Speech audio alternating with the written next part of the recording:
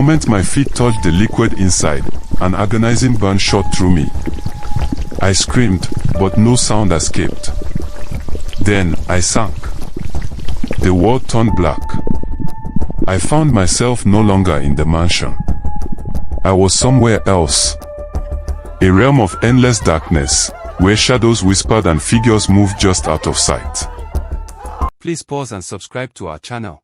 Then watch this video to the end, to discover the consequences of money ritual. The night was cold, the streets quieter than usual, and the city lights flickered as if mocking my misery. I sat on the damp wooden bench outside my tiny one-room apartment, staring at my cracked phone screen. The bank alert I had been dreading had finally arrived, 0 Nigerian Nairas available balance. I sighed, rubbing my hands together for warmth, but the real cold came from inside me, the chilling grip of failure. My name is Chinedu, and at 25 years old, I was already drowning in debt, dreams slipping through my fingers like grains of sand. Just 3 years ago, I had been the pride of my family, a promising entrepreneur with a business plan that was supposed to change lives. But reality had a way of laughing in the face of ambition. First, the startup failed. Investors pulled out. My best friend, who had initially partnered with me, left to chase his own dreams. Then the debts piled up, loans from banks, friends, even small-time moneylenders who now threatened to break my legs if I didn't pay up soon. And as if the universe wasn't done humiliating me, last week, my fiancée, Amora, the love of my life, left me for a richer man. I still remembered her words. Chinedu, I can't keep suffering like this. Love doesn't pay rent. I need stability. She didn't even have the decency to look ashamed. And now, here I was, broke, alone, and completely out of options. I let out a bitter laugh. God, why me? That was when I saw him. It had been almost 4 years since I last saw Daniel. We had grown up together, sharing childhood dreams of success. Back in university, we had vowed to build an empire together. But life had taken us on separate paths. The last I had heard, Daniel had dropped out of school, and then, nothing. He disappeared. So imagine my shock when I saw him step out of a 2023 Mercedes-Benz G-Wagon, looking like a billionaire straight out of a Forbes cover. Daniel was dressed in a tailored designer suit, his wrist glinting with a Rolex, and his shoes alone looked worth more than my entire existence. His aura screamed wealth. For a moment, I thought my eyes were deceiving me. But no. It was him. He spotted me, and his face lit up with a knowing smile. Chinedu. My brother. He spread his arms wide as if we had never lost contact. I hesitated before standing up.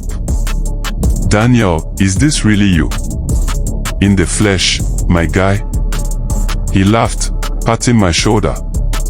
You look, well, let's just say, life's been tough on you. Anger fled inside me, but I swallowed it. What was I supposed to say? You disappeared. Where the hell have you been? I asked, unable to hide my curiosity. He only smirked. Let's just say, I found a way to win in this life. I stared at him, my mind screaming questions. How did he go from nothing to this level of wealth in just a few years? Come on, let's talk. I know a place, he said, leading me to his car. I hesitated. Something about this felt wrong. But I had nothing to lose. So I got in. Daniel took me to an exclusive private lounge, the kind only the ultra-rich had access to. The air smelled of luxury, the furniture was made of imported leather, and the women who served us were so beautiful they looked unreal. Order anything, bro. It's on me, Daniel said, grinning. I didn't argue. I hadn't eaten a proper meal in days. As I devoured my food, Daniel watched me with a knowing look. He was waiting for me to ask, And eventually, I did. How, Daniel? I asked, setting my glass down. How did you get all of this? He smiled, leaned closer, and lowered his voice. Chinedu, have you ever wondered why some people rise overnight while others struggle their whole lives? I frowned. What are you talking about? He chuckled.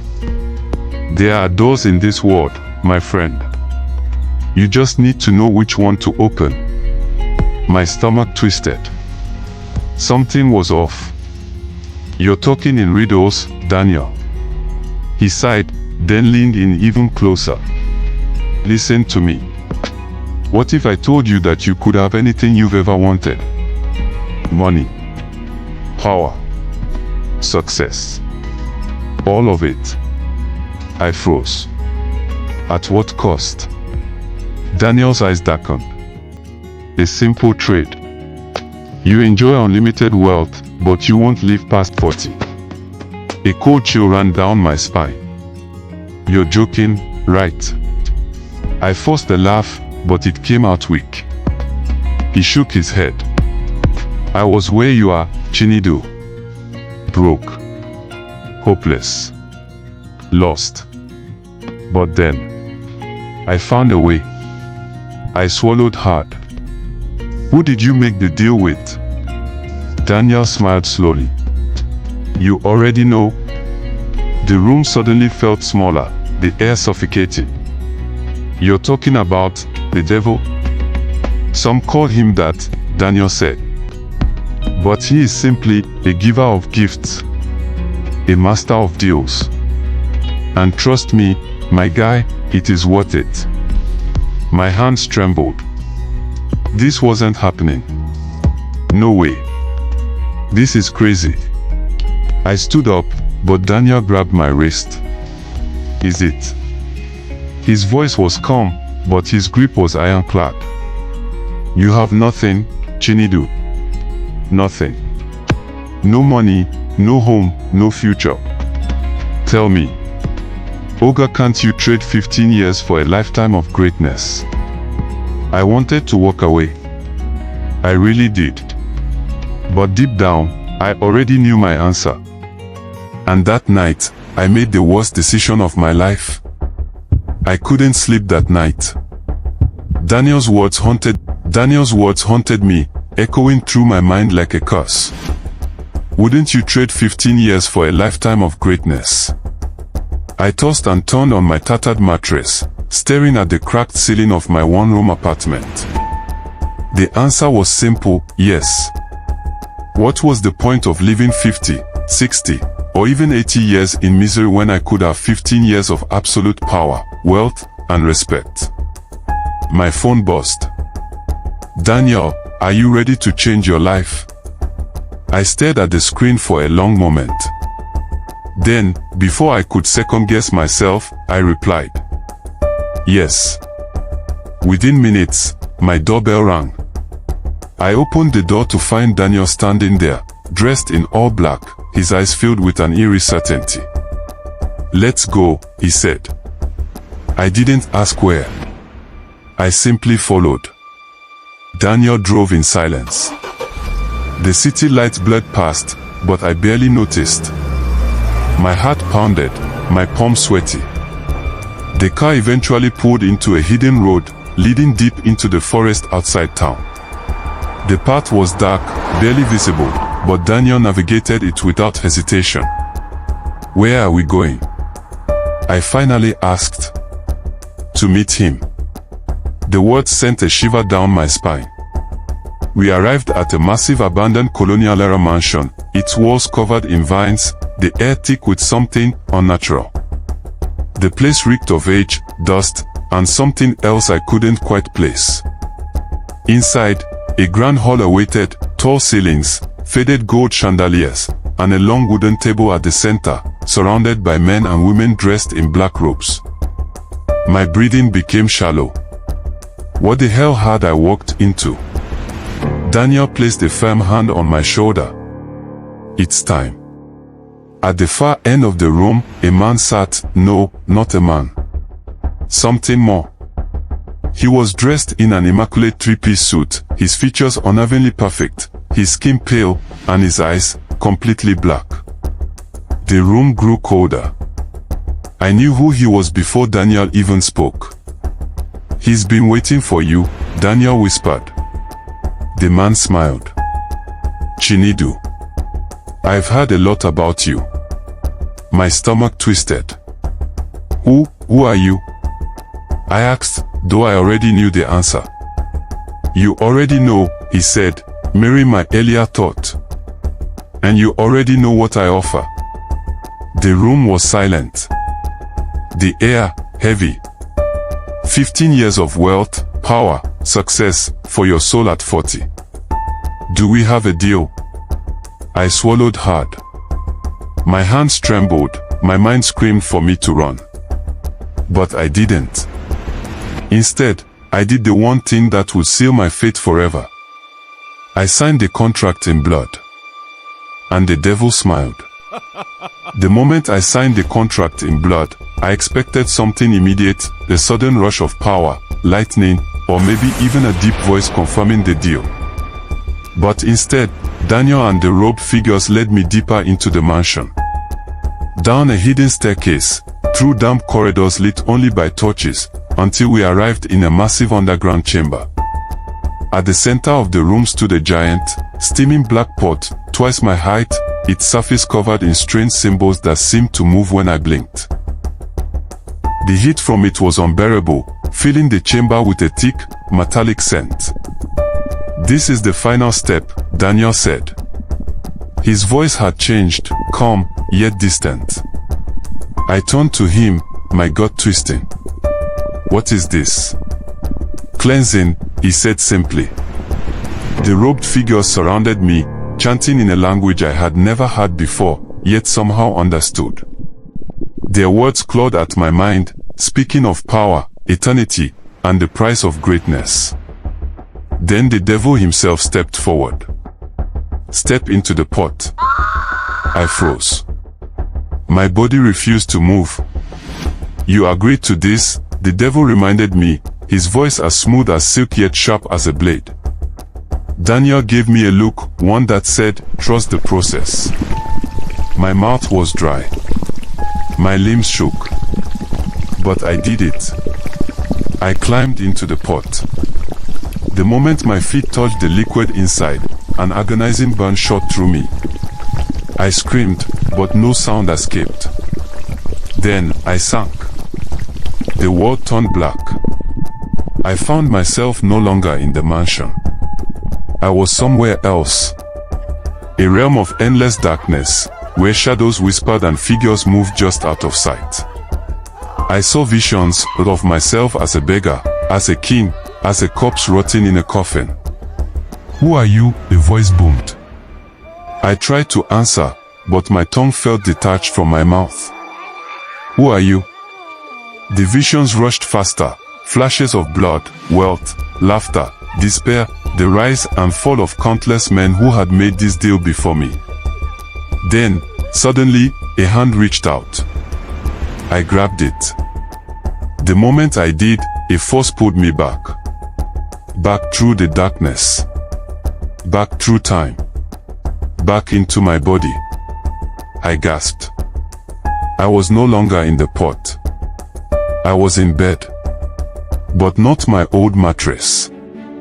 A silk-covered king-size bed in a penthouse suite. I shot up, my heart racing. My body felt lighter, stronger, powerful. I looked around. The room was vast, golden chandeliers, floor-to-ceiling windows, sleek black furniture. I stumbled out of bed, rushing to a mirror. And what I saw was not me. Gone was the struggling, tired version of myself. My skin was clearer. My jawline sharper. My hair fuller. My eyes held a depth I had never seen before. I looked like a god.